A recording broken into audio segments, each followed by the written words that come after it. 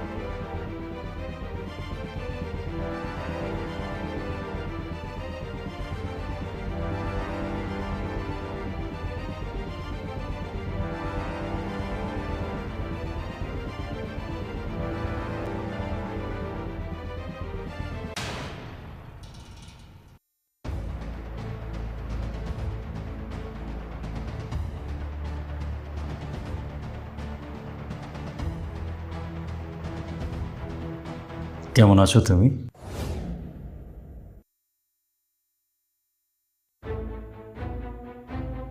হঠাৎ তোমাকে এভাবে এখানে দেখব কখনো কল্পনাও করিনি। তুমি কি আমাকে থেকে ভয় পাচ্ছ? তোমার ভয় পাওয়ার কোনো কারণ নেই। যদিও তোমার বাসায় এভাবে ঢুকে এসে আমি কাজটা ঠিক করিনি, তবে নিজের ভেতরে কৌতূহলটা আটকাতে পারছিলাম না। যদিও আমার জানার কোনো অধিকার নেই যে কেন তুমি আমাকে ছেড়ে চলে এসেছিলে, কিন্তু তারপরে খুব জানতে ইচ্ছে করছে কেন চলে এসেছিলে আমাকে ছেড়ে।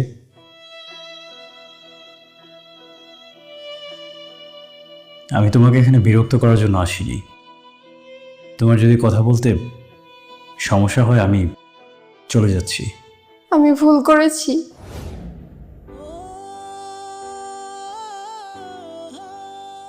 কি করেছো বললে? আমি অনেক বড় ভুল করেছি। তুমি কি এইমাত্র বললে যে তুমি ভুল করেছো?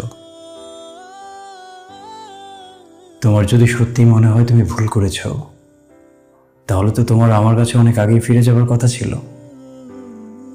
তোমার ফিরে যাবার পথ তো কোনোদিনই বন্ধ ছিল না। আমি ভেবেছিলাম তুমি হঠাৎ করে কোনো একদিন ফিরে আসবে, কিন্তু আশা কতদিনই বা ধরে রাখা যায়। একটা সময় বুঝতে পারলাম তুমি আর কখনো ফিরে আসবে না। তারপর আশা ছেড়ে দিয়েছি। যেদিন তুমি আমাকে ছেড়ে চলে আসলে সেদিন তোমার বার্থডে ছিল। সাথে নিয়েছিলাম তোমার পছন্দের ফুল। ভেবেছিলাম বাসায় গিয়ে তোমার হাসি মুখটা দেখব, কিন্তু বাসায় গিয়ে দেখলাম বাসা খালি পড়ে আছে। অনেকক্ষণ ডেকেছি তোমার নাম ধরে, কেউ সাড়া দেয়নি। খুঁজলাম খুঁজলাম, পাগলের মতো খুঁজলাম, খুঁজতেই থাকলাম। দিন গেল, সপ্তাহ গেল, মাস গেল। একটা সময় সবাই আমাকে বোঝালো যে তুমি আমাকে ছেড়ে চলে গিয়েছো, কিন্তু আমি বিশ্বাস করিনি। আমি সবসময় ভেবেছি তোমার হয়তো কোনো বিপদ হয়েছে, এটা ভেবেই আমার প্রচণ্ড ভয় হচ্ছিল। তারপর একদিন তোমার সেই মেসেজটা আমার কাছে আসলো, যেটা তুমি আমাকে পাঠিয়েছিলে। হ্যাঁ, পাঠিয়েছিলাম, কারণ আমি চাইনি তুমি আমার জন্য অপেক্ষা করো। কেন চাওনি? আমি একটা সুন্দর জীবনের জন্য তোমাকে ছেড়ে চলে এসেছি। তুমি কেন আমার জন্য অপেক্ষা করে তোমার জীবনটা নষ্ট করবে? মানুষের জীবন নষ্ট করা বা ঠিক করা কোনোটাই মানুষের হাতে থাকে না। তুমি যদি সেই মেসেজে একটাবার বলতে যে তুমি আমার কাছে 20 বছর পর ফিরে আসবে, আমি তোমার জন্য অপেক্ষা করতাম, কারণ আমি তোমাকে প্রচণ্ড ভালোবাসতাম। এখনো বাসো? উত্তরটা মোটেও সহজ না। তার চেয়ে বরং আমার সহজ একটা প্রশ্নের জবাব দাও। আমাকে ছেড়ে চলে এসেছিলে কেন? আমার কোনো সকাল্লা তুমি পূরণ করতে পারছিলে না, তাই ভেতরে ভেতরে আমি অনেক কষ্ট পাচ্ছিলাম। আমি তোমার কোনো সকালাদি পূরণ করতে পারছিলাম না? পারছিলে, তোমার সাধ্যের মধ্যে যতটুকু ছিল তুমি করেছো, কিন্তু আমি সেটা এখন বুঝতে পারছি। তখন বুঝতে পারোনি? তুমি যে তোমার সর্বোচ্চ দিয়ে চেষ্টা করছিলে সেটা আমার বোঝা উচিত ছিল। দেখো, কারো দেওয়া কোনো কিছুর মূল্য দিয়ে বিবেচনা করা যায় না। যে সেই মানুষটা তোমাকে কতটা ভালোবাসে। তার চেয়ে বরং একটা মানুষের কতটুকু আছে আর সেখান থেকে সে তোমাকে কতটুকু দেওয়ার চেষ্টা করছে সেটা দিয়ে বিবেচনা করা যায় সেই মানুষটা তোমাকে কতটা ভালোবাসে। একটা মানুষ যদি 100 কোটি টাকার মালিক হয় আর সে সেখান থেকে লক্ষ টাকা দিয়ে তোমার জন্য কোনো উপহার কেনে, সেখানে কিন্তু প্রমাণ হয় না যে সেই মানুষটা তোমাকে অনেক বেশি ভালোবাসে। কিন্তু একটা মানুষের কাছে যদি 10 টাকা থাকে আর সেই 10 টাকা দিয়ে সে কোনো উপহার কিনে তোমাকে খুশি করার চেষ্টা করে, তাহলে সেই মানুষটা তোমাকে ভালোবাসে, এখানে কোনো সন্দেহ নেই। তুমি আমাকে ক্ষমা করে দিও। না, ক্ষমা চাইছো কেন? ক্ষমা চাওয়ার মতো তুমি কি কিছু করেছো? তুমি যেটা করেছো তোমার ভালোর জন্যই করেছো। তুমি শুধু নিজেকে ক্ষমা করতে পারলেই হবে। পারি না, আমি নিজেকে ক্ষমা করতে পারি না। যার কাছেই আছো সে আমার চেয়ে তোমাকে অনেক বেশি ভালো রাখতে পেরেছে। আমি যে জীবনের স্বপ্ন দেখতাম সেই জীবন তো তুমি অলরেডি লিড করছো। তুমি আমাকে ছেড়ে চলে এসে ভালোই করেছো। তুমি কি পাশের ফ্ল্যাটে উঠেছো? কিনে নিয়েছি। গত 5 বছরে আমার জীবনে অনেক কিছুই পরিবর্তন হয়েছে। যখন তুমি আমার লাইফে ছিলে তখন তো আমার অবস্থা খুব একটা ভালো ছিল না। তুমি চলে আসলে, কষ্ট পেলাম, কিন্তু ভেঙে পড়িনি। পরে বুঝতে পেরেছিলাম জীবনে টাকা ছাড়া কোনো মূল্য নেই। যে চাকরিটা করতাম প্রমোশনও হচ্ছিল না। ভাবলাম একটা ব্যবসা করব। চাকরির পাশাপাশি একটা ছোট ব্যবসা শুরু করলাম। কষ্ট হতো, সারাদিন অফিস, সন্ধ্যের পর সে আমার ছোট ব্যবসা। খুব অল্প সময়ের মধ্যে আমার ছোট্ট ব্যবসাটা অনেক ভালো জায়গায় গিয়ে দাঁড়িয়েছে। তাই সামর্থ্য হয়েছে এত বড় একটা সোসাইটিতে এসে একটা ফ্ল্যাট কেনার। তবে আমি জানতাম না যে এখানে আসার পর আমি তোমাকে দেখতে পাবো। যদি জানতাম, বিশ্বাস করো আমি কখনো এখানে আসতাম না। তুমি কি একাই উঠেছো? না, সাথে আমার ওয়াইফ আছে। তুমি বিয়ে করেছো? হ্যাঁ, একরকম বাধ্য হয়েই করতে হলো। ফ্যামিলি থেকে জোর করছিল, তাই করে ফেলেছি। এই ফ্ল্যাটটা আসলে ওরই পছন্দে কেনা।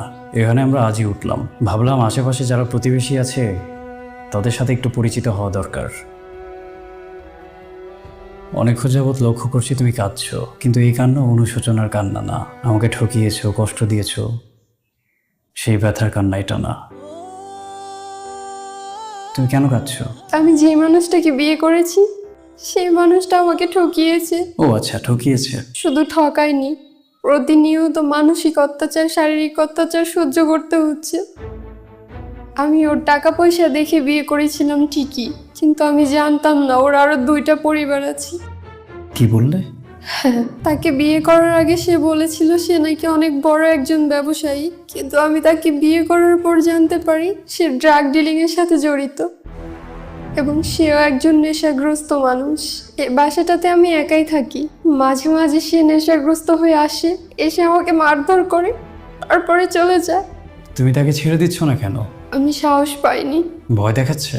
না, আমি এখন কোথায় যাব সেটাই বুঝতে পারি না। তুমি তো তোমার বাবা মায়ের কাছে ফিরে যেতে পারো। তোমার মতো একজন ভালো মানুষকে আমি ঠকিয়েছি। এখন বাবা মার কাছে গিয়ে মুখ দেখাবো, সে মুখ আমার নেই। মানুষের জীবনটা অনেক আনপ্রেডিক্টেবল, আর খারাপের কোনো শেষ নেই। এর চেয়ে অনেক বেশি খারাপ তোমার সাথে হতে পারে। তোমার এখন উচিত তোমার প্যারেন্টসের সাথে যোগাযোগ করা। আমি মার সাথে অনেকবার যোগাযোগ করেছি, কিন্তু মা আমার সাথে ভালোভাবে কথা বলেনি। মা ভালো করে কথা বলেনি? আমি যে অপরাধ করেছি আমার নাকি শাস্তি পাওয়া উচিত। যেটা করেছো সেটা তো আমার সাথেই করেছো। আমি তো কখনো চাইনি যে তুমি খারাপ থাকো। তোমার এখনো তোমার বাবা মায়ের কাছে ফিরে যাওয়া উচিত। আমার সাহস হয়নি। জীবনে কিছু কিছু সময় সাহস করতে পারাটা অনেক কঠিন হয়ে পড়ে।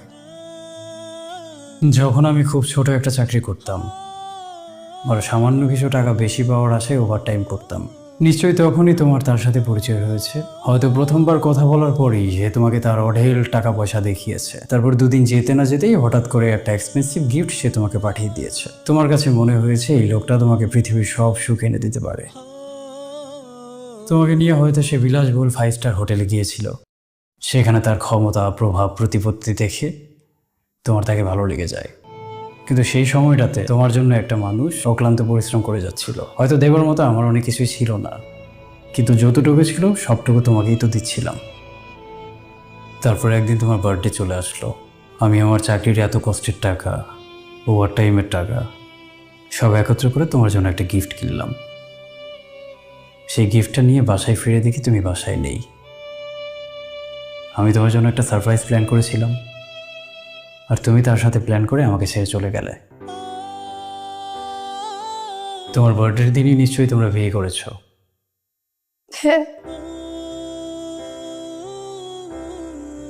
তুমি এখন যেহেতু অন্য কারো স্ত্রী, আমার এখানে আসাটা মোটেও ঠিক হয়নি। আমি এখন আসি। মারিয়া আমার জন্য অপেক্ষা করছে। মারিয়া আমার ওয়াইফ। ওর সাথে তোমাকে পরিচয় করিয়ে দেওয়াটা সম্ভবত ঠিক হবে না।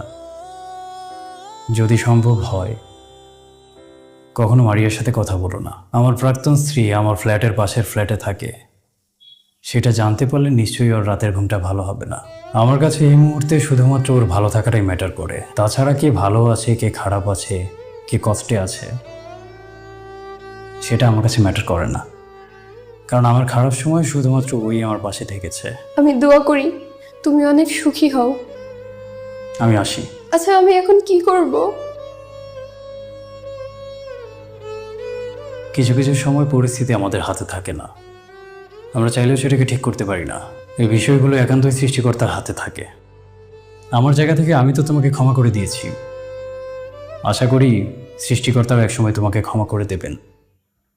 আর তারপর তুমিও জীবনে কোনো একদিন সুখী হবে। ভালো থেকো।